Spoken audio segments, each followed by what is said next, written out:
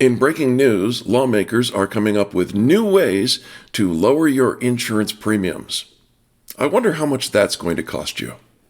I've always felt the 9 most terrifying words in the English language are, I'm from the government and I'm here to help.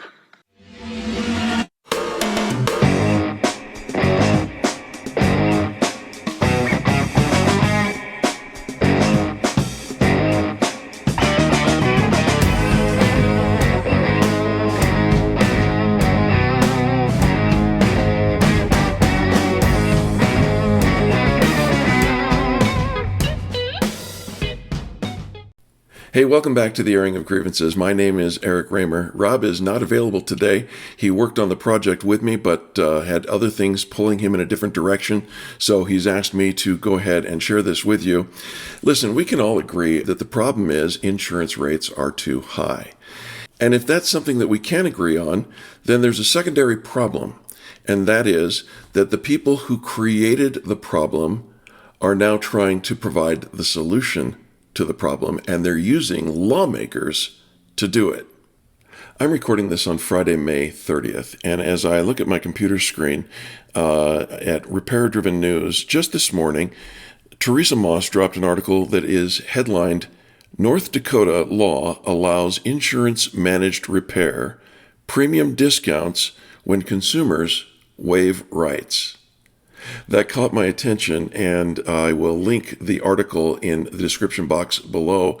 I highly recommend that you take a look at it and read it, and then do what I did, try to understand it.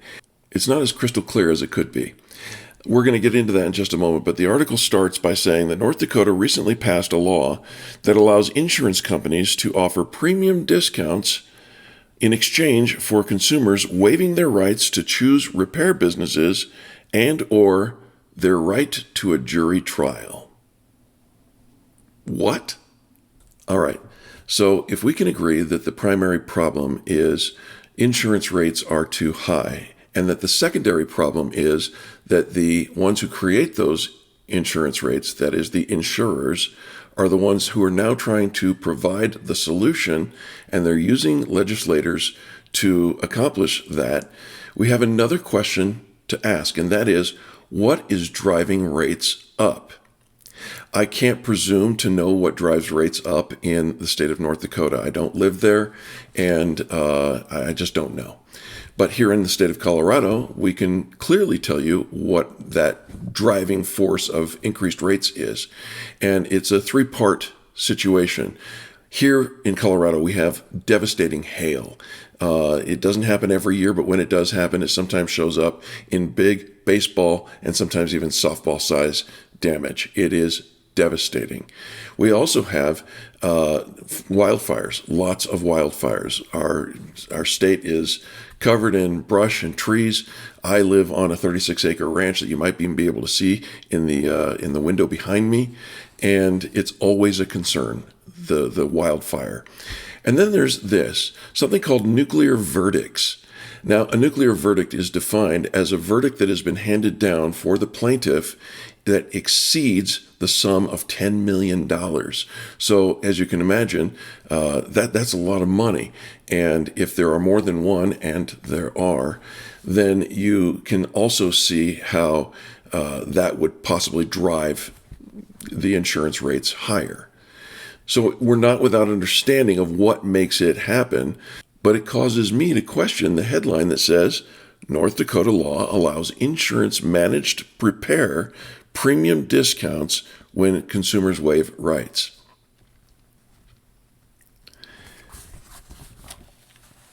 I read through the entire article, and again, I will encourage you to read the article as well.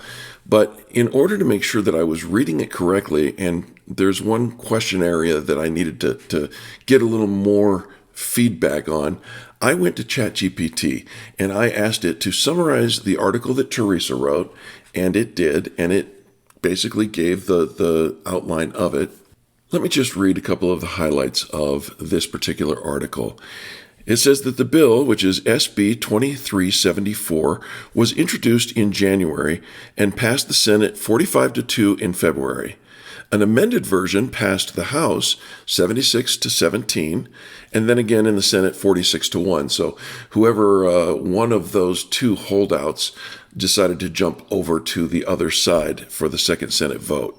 It was signed by the governor and filed with the Secretary of State earlier this month. That is the month of May 2025. This is the paragraph and the following sentence that caused me significant pause. I'm going to read it directly from the article itself. A property insurance policy may be issued or delivered in this state with a managed repair program provision offering premium incentives for managed repair program participation, the Act says. As used in this section, managed repair program means an insurance policy providing a program with a specified reduction in premium or other specified incentive for participation in a program restricting an insured's choice of repair vendors or contractors for covered repairs. The following sentence caused me the most pause. It says, the section does not apply to direct repair programs or contract referrals. I asked ChatGPT to break this down because there's a lot of programs and repair and insured and insurer, and I just wanted to make sure that you understood this clearly. This is what the bill says about managed repair programs.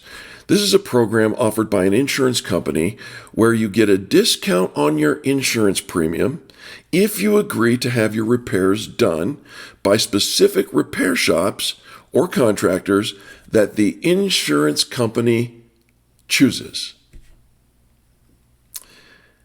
This is how it works. If you join the program, you can't just pick any repair shop that you want. The insurance company gets to pick certain repair shops or contractors for you. In return, you pay less for the insurance. The big question mark here is, how much less do you pay? The insurance company has certain responsibilities, including they must clearly tell you on the first page of your insurance policy that your choice of repair shop will be limited. They must tell you how much money you're going to save if you join this program, and they must give you a separate form explaining how the repair process will work, your rights and responsibilities, and any guarantees and warranties on the repairs. As it relates to your rights, you can still pick your own repair shop if you want, but normal insurance rules apply, and you might not get the discount. That is to say, if you're in this program, you don't get to do that. If you want to do that, you don't get to be in the program. And you can ask for a different repair shop in the program if you don't like the one that you're assigned, but it has to be another one in the program. The question of the last sentence that says, this section does not apply to direct repair programs or contract referrals, I asked that, what does that really mean? And it basically broke it down this way. It said, direct repair programs are insurance company programs where the insurer works directly with certain repair shops to handle claims smoothly and quickly, but usually without offering a premium discount. We know DRPs as a little more to that definition, if you will. We think that DRPs are at the beck and call of their handlers, that is the insurance company, and they are required to not protest whatever the insurer's repair plan is. They are often called upon to use aftermarket or salvage parts, and in many cases, at least as we've documented here on this channel, there are shortcuts that are taken in the process, and those shortcuts are typically dictated by the insurer and executed by the repair shops in the DRP programs. It doesn't mean, and I'm not saying, that all DRP shops cut corners. However, I think it is safe to say that if you are on a DRP program, you are beholden to your insurance master, and you must do what they tell you. And contract referrals are when the insurance company recommends repair shops, but you're not forced to use them, and no discount is tied to that choice. So basically, this bill's rules about managed repair programs with premium discounts only apply to the programs where you get a discount and your choice of repair shop is restricted. It does not apply to the usual direct repair programs or just simple referrals where you can still pick any shop without restrictions or discounts being attached. And just in case even those details were a little confusing, I asked ChatGPT to give it to me like I'm a fifth grader. If you want to save money on your insurance, the insurance company might say you have to use certain repair shops that we pick. They'll tell you up front that if you join, you get a cheaper price on insurance, but you can't choose any repair shop that you want. But if the insurance company just suggests some repair shops or works with some shops to make things faster, you don't have to use them and you don't get a discount. This law does not cover those situations. It's important to note here that I actually uploaded the entire documentation of the bill to ChatGPT so that it could read the entire legalese of it and make this a little simpler for us. So then I asked ChatGPT, is it true that under this bill, if the repair is substandard or fails in a subsequent accident due to shortcuts or improper repairs, the consumer waives the right to a jury trial and must abide by the insurance company's managed arbitration? This is the response that I got. Yes. Under the new North Dakota law, if you agree to participate in a managed repair program for a discount on your property insurance, you are required to waive your right to a jury trial. Instead, any disputes related to covered property insurance claims must be resolved through mandatory binding arbitration. Mandatory binding arbitration. That's a big phrase, so let's break it down. By signing the agreement, you consent to resolve all covered property insurance claims through arbitration, giving up whatever right you might have, giving up your right to have disputes resolved in court. That is to say, you don't get to sue the insurance company, and perhaps by proxy, you don't get to sue the shop that they chose. As far as it goes with a waiver to the jury trial, the agreement explicitly states that you are waiving your right to a jury trial in exchange for the premium discount. And this agreement applies to all insured parties under the policy and remains effective until policy renewal, replacement, or reinstatement unless the named insured requests removal in writing. And I had a final question for ChatGPT, and that is this. Are those two factors, the fact that you have a limited choice of repair shops and that you are waiving the right to a jury trial, are they more beneficial to the consumer or to the insurance companies? And it might not surprise you to learn that ChatGPT's answer to that is the insurance companies benefit more from both. They gain cost control and reduce legal risks, and they manage repairs and disputes on terms that are favorable to them. The consumer does get some benefit in the form of lower premiums, but sacrifices freedom to choose repair shops and full legal rights if something goes wrong with repairs or the claim. And things go wrong all the time. We've got hundreds of videos demonstrating this. So let's wrap this up by saying this. What you should ask yourself as a consumer is the discount worth giving up choice and your legal rights? Do I trust the insurance company and their repair partners?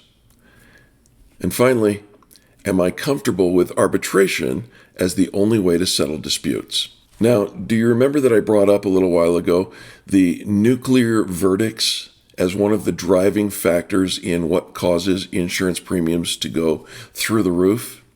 Those are those verdicts that are $10 million or more.